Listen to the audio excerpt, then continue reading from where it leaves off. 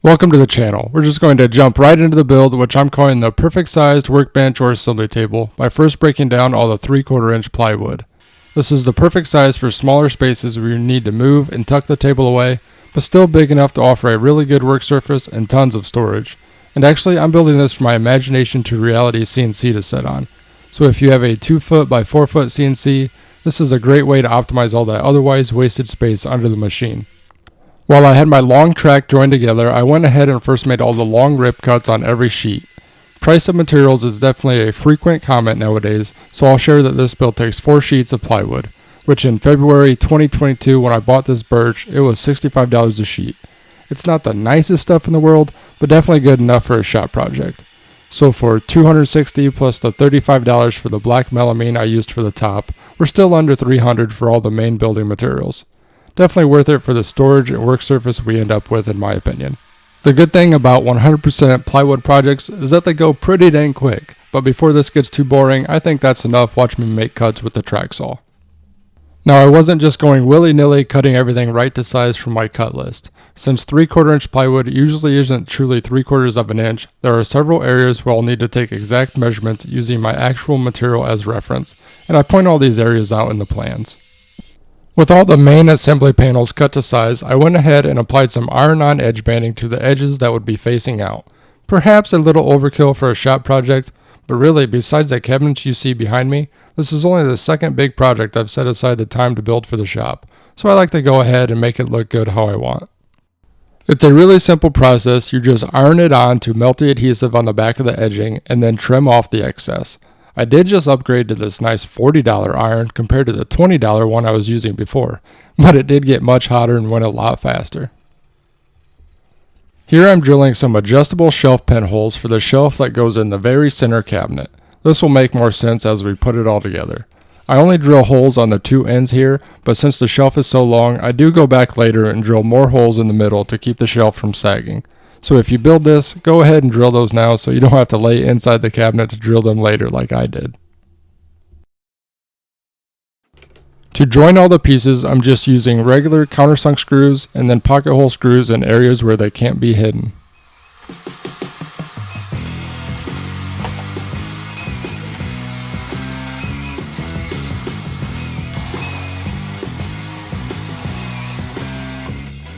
Then it was just a matter of adding glue, clamping so the pieces can't move, and driving in the screws.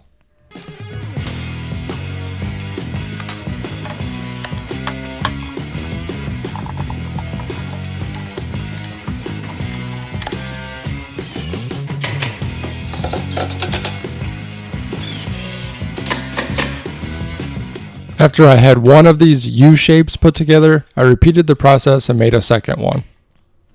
To join the 2 sections, I set them upside down and then use the bottom panel to connect them.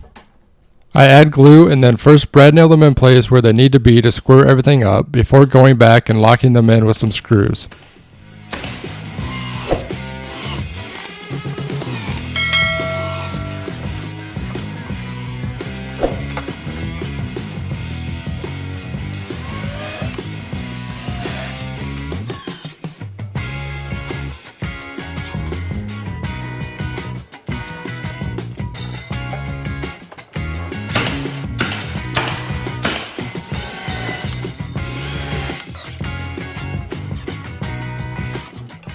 With the table upside down, it was a good time to go ahead and add the casters. I sprung for some really sweet machine casters that have leveling feet built right into them. They hold a ton of weight, like my CNC in this case, and don't budge at all with those thick rubber feet. Casters are where you can really customize the height to what you want. You can do side mount casters to have it lower, or if you want a taller table, you can simply get bigger casters, or add some plywood blocks in between them and the cabinet. With that assembled, I'd like to take a minute to thank Ariat for sponsoring this video. The jeans are what got me started wearing the brand years ago, and today I'm rocking the M4 straight leg with the stretched denim. They're just really comfortable, and I found that they last a lot longer than others. Down on the feet, we got the rebar wedge 6-inch work boot with the mock toe. They're waterproof, and I have the option with the composite toe. I've never had a pair of boots that were more comfortable than these right out of the box. I'd wear this Drytech fleece every single day if people wouldn't judge me. It's wind and water resistant, but still breathable, and you got great mobility with the Durastretch fabric. But wait, there's more. Underneath, we got the Rebar Cotton Strong long sleeve t-shirt. It's pre-shrunk, it's got the drop tail hem. I love that. There's nothing worse than washing a shirt and it shrinks and you got that weird flap thing going on. You guys know what I'm talking about. But anyway, thanks again to Ariat for sponsoring this video. Be sure to check out the link down below in the video description to save 10% off your first order. Here I'm again taking relative measurements for all the stretcher pieces. Since the bottoms are now locked in where they're going to be, I simply measure to make the top pieces the same, so I end up with a perfectly square opening.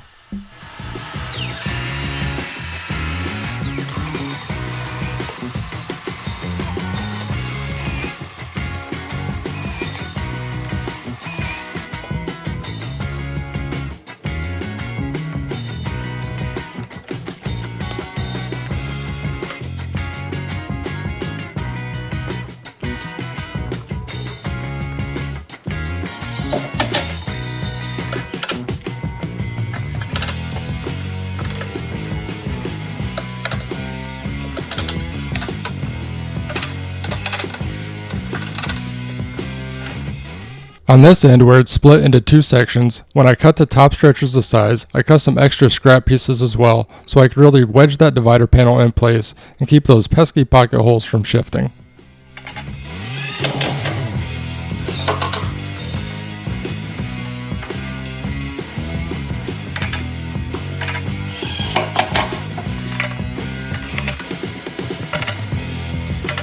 Where two pieces come together like this, it's a good idea to offset the pocket holes a bit to avoid having the screws hit each other.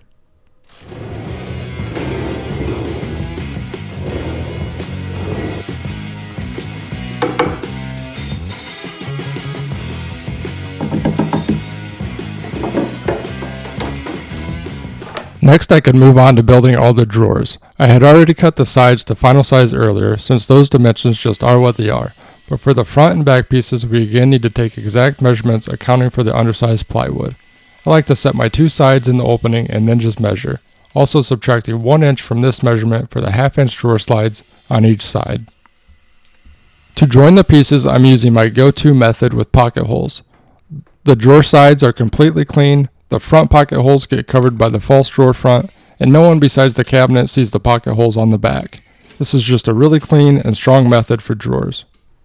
Throughout the video, you've seen me using the Milwaukee Fuel M18 hammer drill and the 1/4 inch impact driver thanks to the Home Depot's Perspective program this quarter. If you're a subscriber of mine, you know I use quite a bit of Milwaukee products, but for whatever reason, these were two that I actually didn't have, so I was stoked to try these out. Plainly speaking, I just couldn't believe how much smaller, but yet more powerful they are compared to what I'm used to in an 18-volt tool. They come as a kit in a hard case, along with two 5 amp hour batteries and a charger. Both the drill and impact have a belt clip and a bit holder that you can take off or switch to either side. Super bright LEDs for great visibility. Both have the Power State brushless motors with Red Link battery technology, which is going to give you longer motor life, longer runtime, and more power. The impact driver has 3 speed settings, as well as a self-tapping screw mode. And I really just don't think the camera is doing justice showing just how small these things are. Fastest, most compact, and most powerful in their class, it really is the best of every world. I'll leave a link to Home Depot where you can check out all the specs on these in more detail down below in the video description.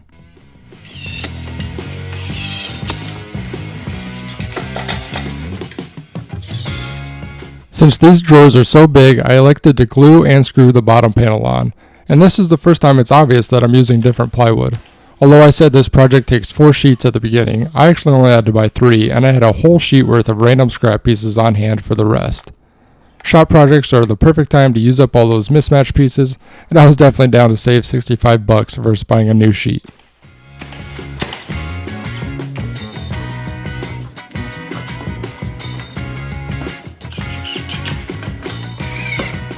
The doors and drawer fronts are also just flat plywood, so all I had to do on those was apply the iron-on edge banding on all 4 sides.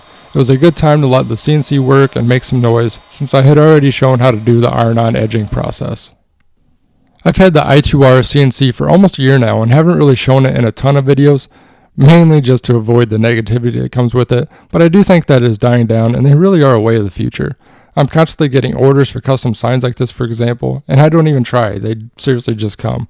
If you're interested in getting a machine, you seriously can recoup your investment in no time at all. Anyways, since we're building this thing a nice new home to sit on, I just wanted to show my favorite part about having one. While I'm working on something else, it can be working at the same time making money as well. With the edging done, next I could drill the holes for all the pole hardware. Especially on painted projects, I like to go ahead and get these done beforehand to prevent marring them up later. And for that same reason, I go ahead and get them installed to make sure everything works as it should. Here I'm using a Rockler inset door jig to install the hinges. Feel free to just pause and take a screenshot for the measurements, since these jigs are really simple to make as well. But I'm pretty sure they only cost a few bucks, so it's well worth it. I was drilling those holes to the center line of the jig, 4 inches down from the top and 4 inches up from the bottom inside the cabinet.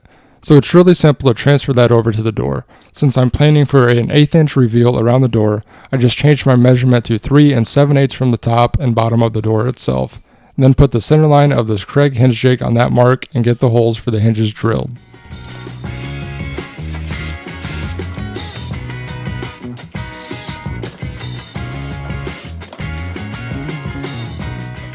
Not all hinges are two-piece like this. Some you would just take the door with the hinges on and attach it to those pre-drilled holes in the cabinet. But I definitely prefer these to get the two separate pieces attached, and then the part on the door just clicks in.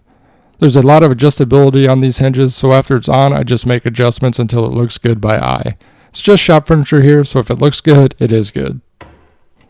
On the end cabinet, where there isn't a shelf to keep the door from going too far in, I just glue and pin nail a small block onto where the door stops flush. I really wasn't planning on painting this, but for a nice change, this project actually went together a lot faster than I had planned time for, so I went ahead and made it match my other cabinets. While the paint was curing up, I got the top surface knocked out using 3/4 inch black melamine.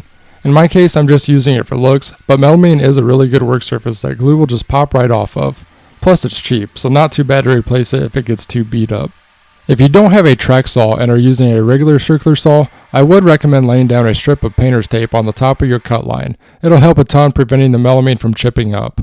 But with the splinter guard on a track, you can see just how crisp and clean it cuts the melamine. Now to thicken up the top, I'm screwing on a second layer of 3/4 inch plywood.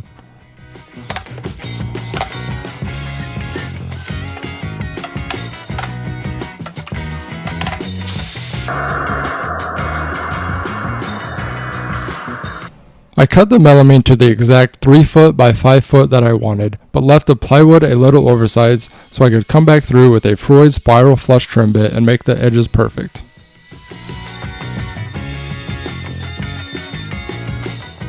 To cover the edges, I'm using 2-inch black melamine iron-on edge banding. Another good option if you are wanting to build this as an assembly table would be to trim it out with some hardwood for some more durability.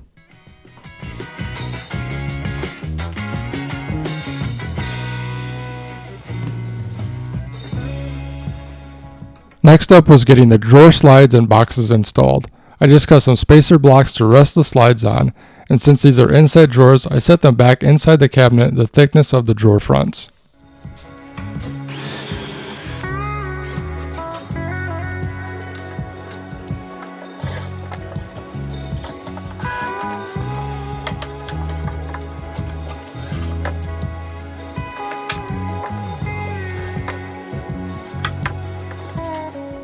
With the slides attached to the cabinet, I set the boxes in place on top of some spacers so they're not rubbing on the bottom, and then attach the mating pieces. I just pull the drawer out a little at a time until I have 2 screws in the side, then I can pull the drawer all the way out to insert the 3rd screw.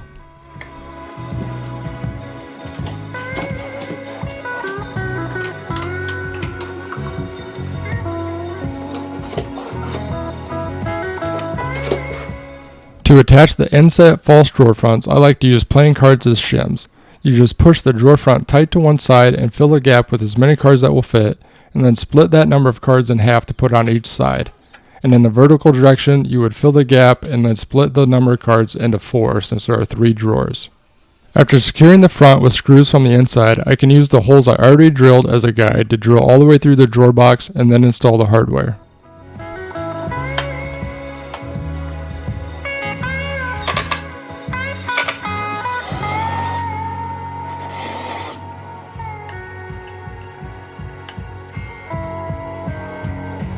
The other end is all the exact same spacing and process, just not as wide, so I didn't bother filming my rear end getting these done.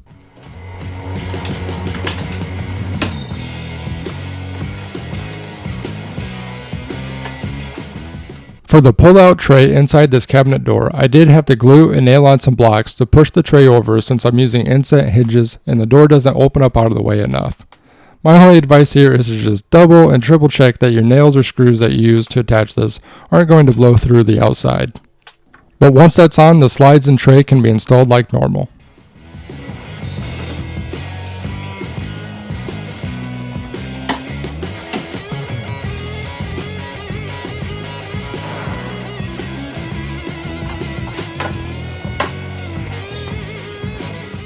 To attach the top, we can just pre-drill and screw right through all those top stretcher pieces. This table really has it all: huge drawers, small drawers, cabinets with shelves, pull-out trays, but there's also tons of valuable space we can use on the outside panels. When I started this project, I was in the process of ordering one of these big Omni-Wall kits for my garage, so I had the idea to go ahead and get a couple of their smaller panels that I could put here and have a lot of stuff that I use most often with the CNC readily accessible. Thankfully, these are made super close to me right here in Indiana, and I basically had them overnight and could show installing them in the video. It's a really cool system that's easy to install with these cleats, and everything locks in with the automotive style clips. You really just have to feel this stuff to see the quality. Definitely seemed like the best metal pegboard type system after all my research.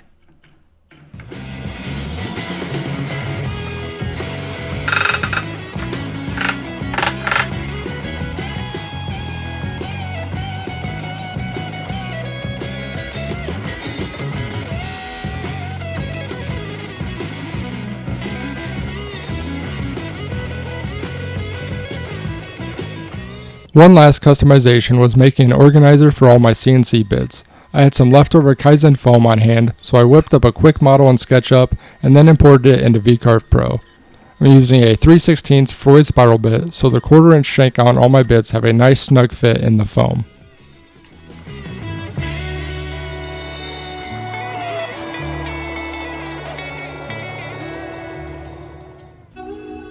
And that's a wrap on this one. Thanks again to Ariat and the Home Depot for supporting the channel. Be sure to check out the links down below in the video description, along with the plans and all the other products you saw throughout the video. Hopefully you enjoyed the process. I'd appreciate it if you could give the video a thumbs up and subscribe if you're not already. Oh, and be sure to turn on the notifications so you're alerted next time I post. Until then, take care.